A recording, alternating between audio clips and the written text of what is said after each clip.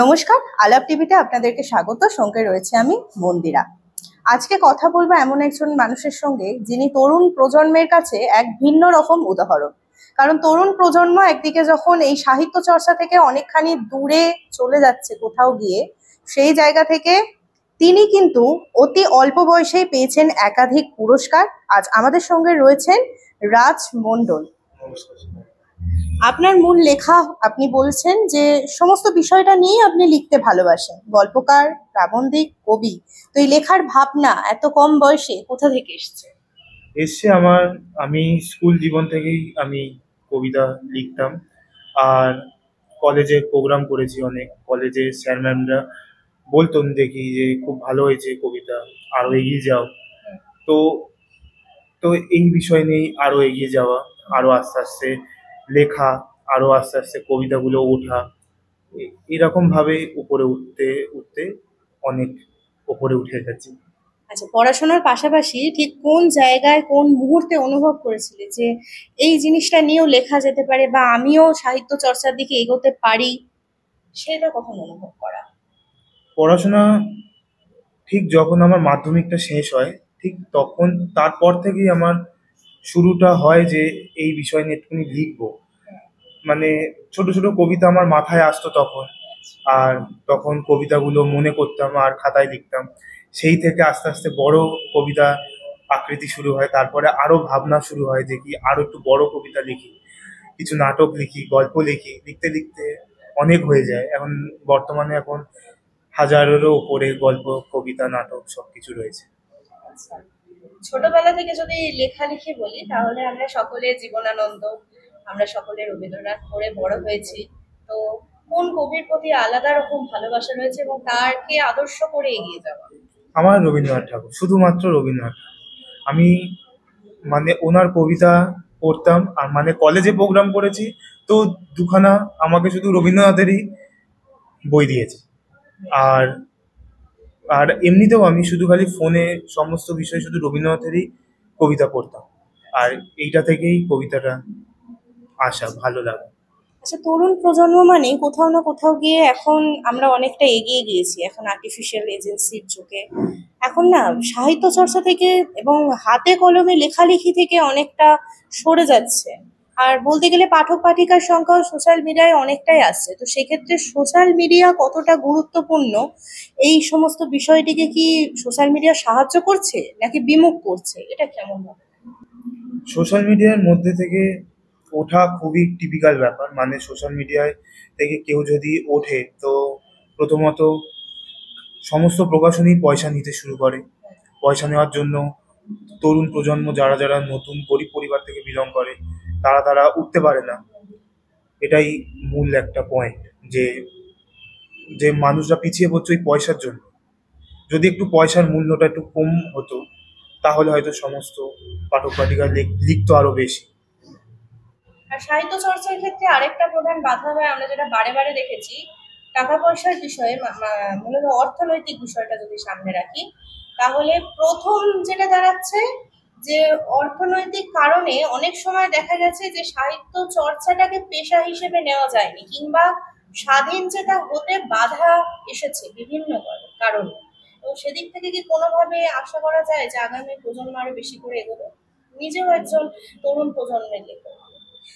এগোবে, অবশ্যই এগোবে। কারণ কেউ যদি লেখার প্রতি যদি আরো দৃঢ় মনোভাব রাখে, আর ভালো সংকল্প হিসাবে যদি লিখতে থাকে, লোকজনদের ভালো এন্টারটেন করে, অবশ্যই উঠবে, এটাই মনে করি। একটা সুস্থ সমাজ তৈরির জন্য মনের বিকাশ কতটা গুরুত্বপূর্ণ? অবশ্যই, হ্যাঁ। একটা সুস্থ সমাজ গড়ে উঠতে গেলে অবশ্যই একটা মনের বিকাশ তো লাগবেই। মনটা অনুকূল পরিবেশে যদি মন একটা থাকে, তাহলে সেরকম পরিবেশে যদি কিরকম পরিবেশে মানুষ হচ্ছে সেরকম হিসাবে সে লিখবে, এটাই। আচ্ছা, কবিতা মানে তো ভাবের বহিঃপ্রকাশ। এখন আমরা নিজেদের ব্যস্ততম জীবনে শুধুমাত্র ভাবের বহিঃপ্রকাশ করার সুযোগ কম পাই। সেই জায়গা থেকে দাঁড়িয়ে এরকম একটা পদক্ষেপ এত কম বয়সে, কোথাও গিয়ে কি মনে হয়েছে অতিরিক্ত ভাবের প্রকাশ নিজের কর্মজীবনে এর কিছু অন্যরকম প্রভাব ফেলতে পারে? না, কর্মজীবনে কোনো অন্যরকম প্রভাব ফেলবে না। তবে হ্যাঁ, তবে আমার লেখালেখিটা আমার খুব ভালো লাগে। যখনই ফাঁক পাই তখনই আমি লিখি। মানে কবিতা, গল্প আমার মন ছুঁয়ে যায় যখন আমি লিখি। তো এই জিনিসগুলোও কোনো কিছুতে প্রভাব ফেলবে না। খুব ভালোই হবে, মানে সমস্ত কিছুতে। বর্তমানে আমাদের চারপাশে বিভিন্ন ঘটনা ঘটে চলছে এবং আমরা ছেলেবেলা থেকে দেখছি কিংবা ঐতিহাসিক যুগ থেকে বলা হয় যে কলম হচ্ছে প্রতিবাদের আরেক কণ্ঠ। তো সেই জায়গায় দাঁড়িয়ে সম্প্রতি ঘটে যাওয়া রাজনৈতিক হোক কিংবা অরাজনৈতিক বিভিন্ন বিষয়গুলোতে যেভাবে প্রতিবাদের কণ্ঠ কলম হচ্ছে এবং হতে গিয়ে যে সমস্ত প্রতিবন্ধকতা আসছে, সেই জায়গায় দাঁড়িয়ে কি সাহস যোগাবে নতুন করে আবার কিছু লেখা? হ্যাঁ, অবশ্যই সাহস তো যোগাবেই। এবং কতখানি উচিত? উচিত তো বটেই, উচিত অনেকটাই। কারণ সাহস তো যোগাবেই। মানুষ মানুষ যদি নিজের সাহসে যদি দৃঢ়ভাবে থাকে যে আমি কবিতাটা লিখবো, তো কেউ আটকাতে পারবে না। সে রাজনৈতিক মনোভাবে কেউ আটকাতে পারবে না, এটা আমি মনে করি। এটাই। লেখালেখির ক্ষেত্রে তো আমরা একাধিকবার দেখেছি যে লেখালেখির ক্ষেত্রে বিভিন্ন তরফ থেকে বাধা দেওয়া হয়েছে।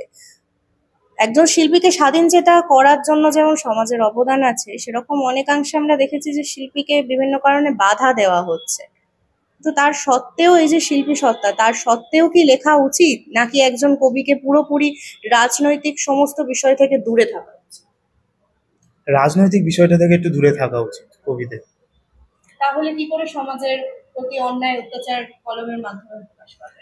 হ্যাঁ, এবার অন্যান্য অনেক কবি আছে যে কি রাজনৈতিক বিষয় থেকে দূরে থাকতে চায়, আবার অনেকজন আছে যে হ্যাঁ কবি তার দিক থেকে থাকতে চায়।